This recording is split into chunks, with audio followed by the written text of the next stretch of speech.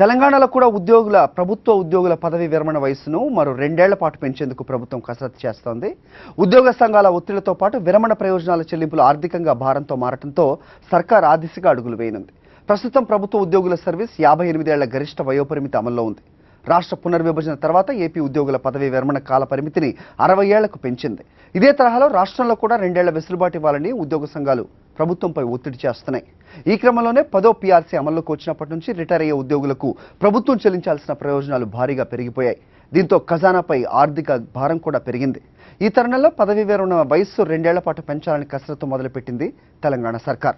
మరోవైపు యూనివర్సిటీ అధ్యాపకుల రిటైర్మెంట్ వయోపరిమితి పెంపు ప్రతిపాదనలపై ప్రభుత్వం ఆరా తీసింది. ప్రస్తుతం యూనివర్సిటీ అధ్యాపకులకు 60 ఏళ్ల వయోపరిమితి ఉంది. తమ సర్వీస్ను 62 ఏళ్ల వయోపరిమితికి పెంచాలని కొంతకాలంగా అధ్యాపకులు కూడా డిమాండ్ చేస్తున్నారు. ఇప్పటికే సెంట్రల్ యూనివర్సిటీలో పనిచేస్తున్న అధ్యాపకులకు 65 ఏళ్ల గరిష్ట వయోపరిమితి అమల్లో ఉంది. దీంతో యూనివర్సిటీ అధ్యాపకులకు 62 ఏళ్ల వరకు పరిమితిని పొడిగించాలని రాష్ట్ర ప్రభుత్వం యోచిస్తోంది.